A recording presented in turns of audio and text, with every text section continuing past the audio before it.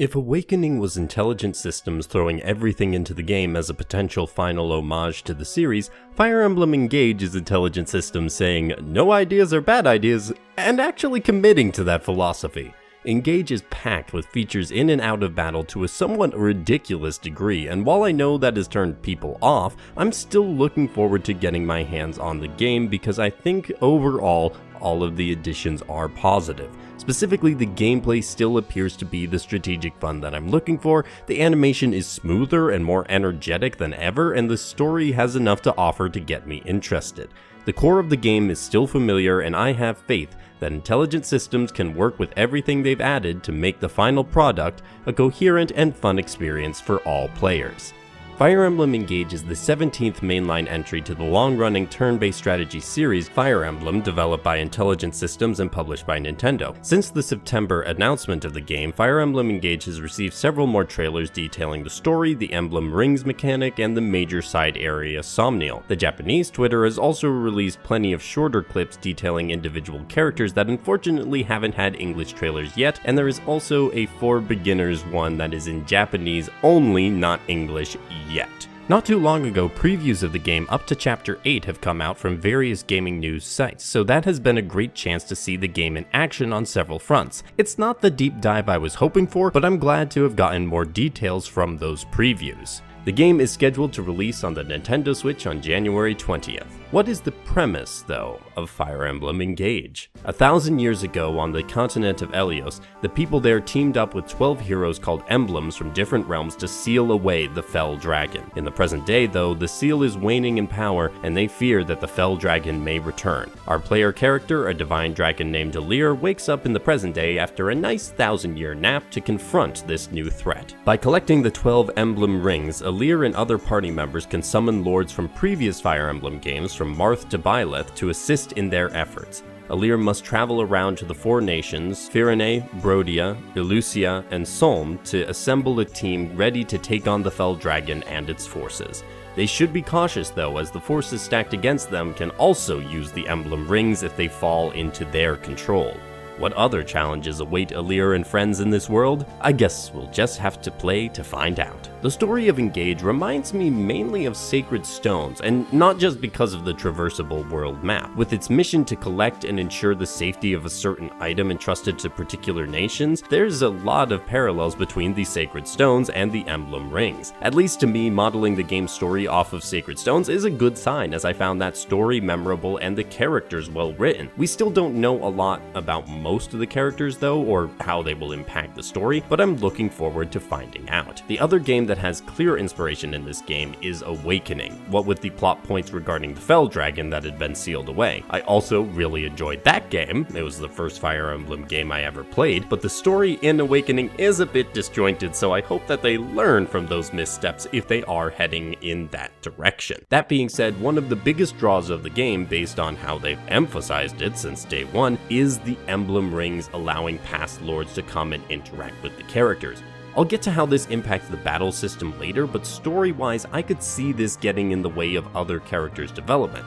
I don't mind having them in the game, but I also don't see much of a point beyond fan service. Overall, the story has a good start, but it's still hard to say how things are going to go just based on the small tidbits of information we have at the moment. Combat remains broadly the same, including bringing back the weapon triangle that was discarded for Echoes in Three Houses. The system is adjusted with the addition of body arts, which are strong against bows, daggers, and magic. Also, the new break mechanic triggers when an attack has the weapon advantage, such as a sword unit attacking an axe unit. This prevents follow-up attacks until the end of their next turn. You deploy a team of units on a map to complete an objective such as defeating all enemies or capturing a particular point. Each unit has a unique class and set of skills at their disposal, although we'll get to more class stuff when talking about progression. This is all very familiar, but there are still some new additions on top of that. Smash is an ability that comes from heavy weapons that can actually knock a unit back a tile when they hit. Engage also has a variation on the dual striking guard system called Chain Striking Guard. Chain strikes are done by units with dual strike skills that are within range of an enemy when they're attacked by another unit. Chain guards happen after a unit uses the chain guard command to help protect nearby allies, so it's not based on chance like in Fire Emblem Fates and Awakening. Finally, the Draconic Time Crystal allows you to rewind time in battle to undo previous moves, like Divine Pulse from Three Houses or Milla's Turn Wheel from Fire Emblem Echoes Shadows of Valencia. While the main system is pretty similar for any Fire Emblem veteran, the break, smash, and chain attack / guard mechanics all allow for some new strategizing. In my personal opinion, the break mechanic will be the most significant, as it places a powerful tool in the hands of the attacking team that may discourage some more cautious defensive tactics that worked in previous games. This really seems to be a point of emphasis for Engage, giving the attacking team the advantage. However, the biggest change for the gameplay system comes with the Emblem Rings. And whoo boy, are these powerful. Each Emblem Ring is based on a lord from a previous game in the series, and equipping them to a unit gives them bonuses on their stats and access to certain skills. If that was all they gave the unit, they'd still be useful, but the more significant part is when you charge the ring up to activate the Engage ability. When a unit engages, they fuse with the Lord from the Emblem Ring and gain some incredible abilities. For instance, when a unit engages with Celica's ring, they gain a skill called Echo, which allows the unit to attack multiple enemies in the same turn. Then on top of that is the skill Warp Ragnarok, which allows your unit to teleport to a spot out of movement range on the map and immediately attack. Every single one of the emblems have engage abilities of similar strength that last for 3 turns, and it is both glorious and a little worrying on how they'll balance everything out. All of them are connected strongly to how that lord is as a unit and the game they came from, so a lot of thought has gone into the system. I do have concerns though as to how game-breaking these powers can be, but it does seem based on the recent previews that the combat looks fun. I don't personally need my Fire Emblem games to be brutal in difficulty, but at least somewhat challenging would be nice. I guess I'll just have to place my faith in intelligent systems working out how to balance these abilities with the enemies. One new addition for this game is getting to explore a map after completing the mission. You can talk to allies, collect resources, and even find and adopt animals in this area. Just another example of Fire Emblem Engage really wanting to add in a bunch of new ideas along with another way to show off the environments of the game. I'm really looking forward to just running around each of the battlefields. As usual, units level up and gain stats based on their growth rates, so each person's experience with a particular unit can be wildly different. They do have certain tendencies of how they grow, usually associated with their class, but you can also use an item to obtain a class change if you want to try a unit in a different spot. You can also forge weapons in your downtime between battles to improve its capabilities and stats. Speaking of downtime though, that brings me to the Somniel. The Somniel is the home base of your team, and this is mainly what I meant when I said IS went with a no ideas or bad ideas mentality. This place is stuffed with so much side content, it needed its own almost 7-minute trailer to cover it all.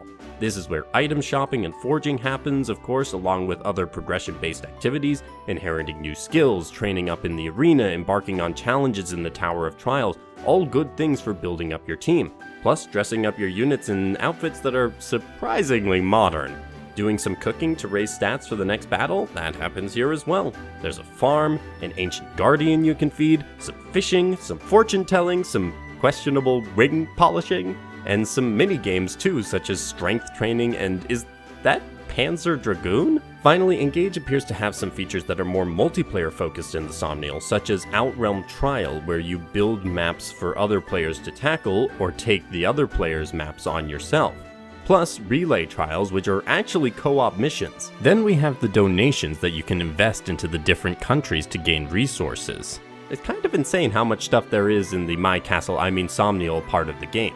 This may seem overwhelming, but I am hoping these are just fun side activities to enrich the playing experience for those who want to engage with them, and skippable for those who want to focus on the main part of the game. That leads me finally to the presentation of the game, and I'm going to come right out and say it. I like the character designs of this game. They're colorful and vibrant, showcasing the character's personality and the variety of styles in each country. Are they all great or even good? Of course not, but I think they compare favorably to other games in the series. The environments, on the other hand, are lush and evoke exactly what you'd hope for from each location, and the animation is the most fluid the series has looked in a while.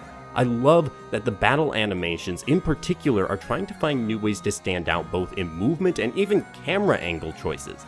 I like the more rock-inspired sound for the music that we've heard so far, but that might just be my East bias showing. That's a good comparison to be getting though, so hopefully the game's music lives up to that parallel.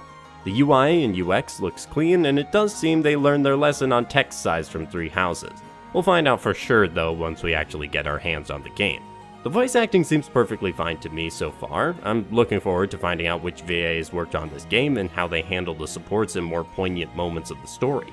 Everyone is going to have their own opinions, but the presentation of this game, while different from Three Houses, seems solid to me on every front I've seen so far. Fire Emblem Engage strikes me as a game with a strong nostalgia for the other games in the series. They even brought back maps for each of the emblems as well as the characters. While I do think the game would be better served trying to forge its own identity, I still am looking forward to playing this game for what looks to be a fun world populated with characters I could see myself really liking. The gameplay is giving us a lot of tools to play with, and while I'm sure they'll be fun to use, I am also hoping the game keeps its balance while doing so. While there are still questions about Engage, I find I am ready to find out for myself soon how it all turns out, and I have faith the Fire Emblem series can deliver a good game again with this entry. What do you think of Fire Emblem Engage? Any particular standout areas so far? Let me know in the comments, and while you're down there, a like and share for the video would be appreciated. Subscribe to keep up to date with the channel, and I hope to see you all in the next video. Have a great day, and happy gaming!